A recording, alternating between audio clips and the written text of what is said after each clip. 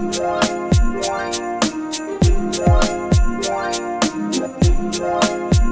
go. You guys ready? All right, game time. Game time. Yeah. All right. Thank you so much for joining us here on Taking Mental Health Off the Shelf. Today we are going to be talking about getting rid of the scale. And so joining me today is Denise Dunn, and she is a licensed marriage and family therapist. Yes. And also it's Tholia Davila, and she is a dietitian. And we also have Lorianne Hedderly, who is an LPCC.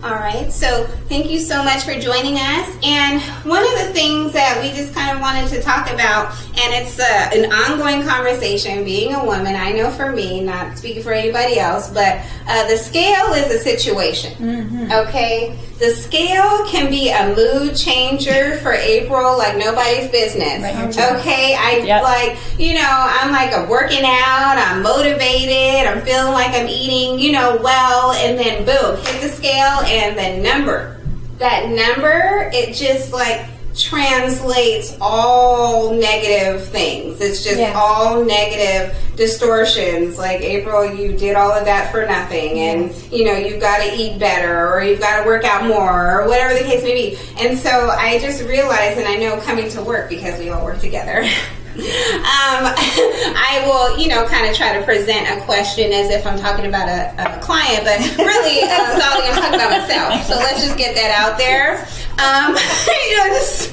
Just want to say it's been about me this whole time. Yeah. Same. When I ask you questions, I'm like, my friend. Right.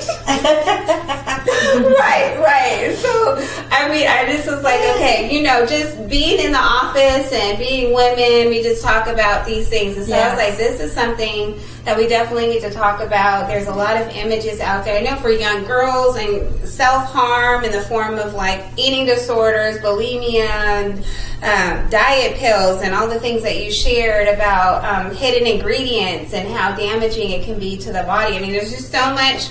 There's just so much with body image, weight, that I just really appreciate all of your input as a dietitian, just coming from that angle. I know from a therapeutic angle, we, talk about image or body image, things like that, but really kind of coming from a place of a dietitian, what's good for your body, what's nurturing for your body. I love, it's one of these sayings that kind of comes up in the office, all food fits. Yes. Okay, all food fits, right? And, in my head, I hear it. Yeah. But then, I'm like, no, it doesn't. I know. It doesn't, Thalia. Anywho, so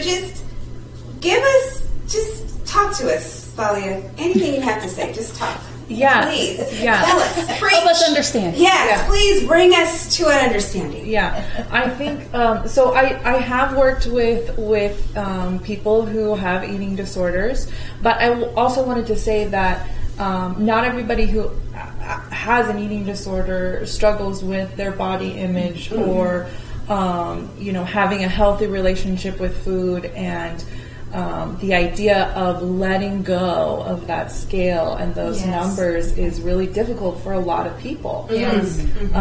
And from a healthcare point of view, even with other dietitians, with other healthcare professionals, it can be hard to let that scale go, or not place as high of an emphasis on something like your BMI or what exactly that number is, or what the number is on your clothes or something like that, because I really try to let people know that the number on the scale does not equal how healthy you are, and it does not equal how much you're worth as well.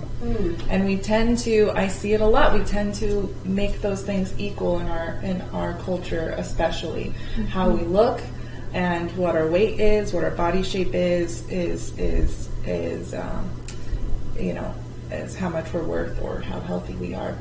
But it really is, I'm a firm believer in health at every size. So when I say BMI, I mean it stands for body mass index, and it's really only taking into consideration 3 factors. But we know in our life, in our bodies, there's a lot of different factors. There's a lot of different variables that can affect our health and everything. So the BMI measures what is your weight compared to your height, and whether you're a girl or a boy, male or female. Okay. And that's it.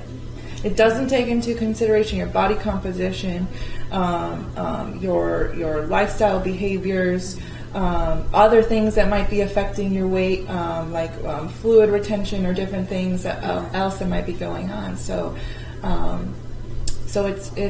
it's difficult for people to let go of that idea of the numbers. Right? Well, especially every household has a scale. Yes. I mean, we may not have all the furniture, but you can guarantee that we all have a scale.